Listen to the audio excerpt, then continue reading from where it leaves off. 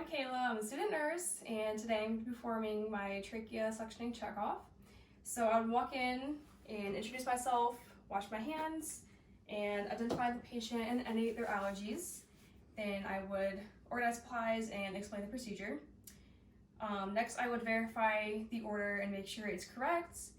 And then I would assess the respiratory status, which includes the rate, rhythm, and depth of respirations, their lung sounds, and then the O2 saturation. So then after that, I would get all my equipment together, which includes my PPE gear, and that includes my mask, my gown, my goggles, and my gloves. So I'm gonna first do my 6 checks on my sterile saline. So my dose is gonna be however much I need to lubricate the catheter. The route is gonna be via a trach. The time is for now. The reason is to lubricate the catheter and to moisten the airway. The individual is going to be my patient, and the medication is normal saline. And I'm also going to check the expiration date and make sure it's not expired or it hasn't been opened for more than 24 hours. And I would do this check for 2 more times. So then I'm going to raise their bed up to waist height, and I'm going to make sure that they're sitting almost upright in the bed so they don't choke or aspirate during suctioning. And I would place a towel across their chest. So after that, I'm going to put on some clean gloves, and I'm going to check the pressure of the suctioning equipment to make sure it's at the right setting. So for a wall suction, we need it to run between 100 and 120 millimeters of mercury, and for a portable unit, we need it to run between 10 and 15 centimeters of mercury. So as long as that is at the right setting, I can turn it off and discard my gloves.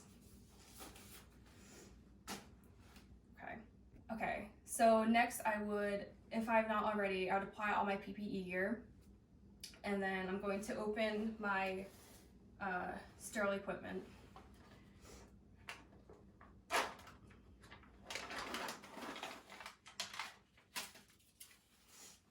I'm going to put my sterile gloves to the side. So I'm going to take my sterile saline and with it, and then pour some into the container to moisten the catheter.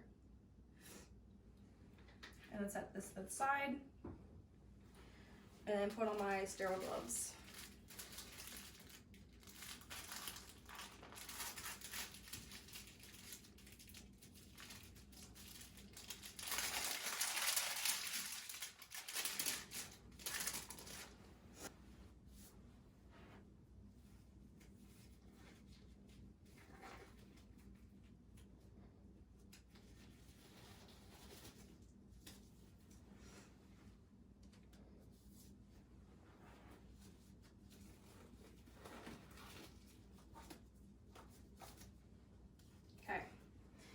So then I would take my catheter,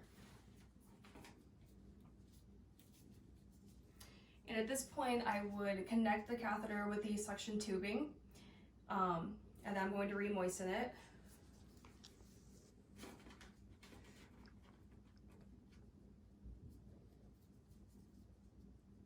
Untangle it. And then I would occlude the wide port to make sure that the suctioning is working. So then at this time, I'm going to hyperventilate my patient by either having them take 3 to 6 deep breaths, or I can use manual resuscitation bag with my non-dominant hand and deliver them 3 to 6 breaths, or I can use the silent mechanism on a mechanical ventilator. So then I'm going to insert this into the trachea, and as I'm inserting it, I'm going to make sure not to occlude the wide port. So I'm going to insert it 6 to 8 inches or until the patient coughs or I feel resistance. And at this time, I'm going to occlude the wide port intermittently while suctioning. And as I am withdrawing it, I'm going to rotate it out. So after I am done suctioning, I'm going to make sure that I do not suction for more than 10 to 15 seconds at a time. And then I'm going to flush this catheter with normal saline. And I'm going to assess the effectiveness of the suctioning and repeat as needed and according to patient tolerance. I'm going to allow a 30-second to 1-minute interval if additional suctioning is needed, and I'm going to make sure that there are no more than 3 suction passes per suctioning interval. I'm also going to encourage the patient to cough and deep breathe or manually hyperventilate them. So if no additional suctioning is needed, then I can turn off my suctioning equipment and I can reassess the respiratory status. I'm going to discard my gloves. I'm going to provide for patient comfort. I'm going to wash my hands, and then I'm going to document.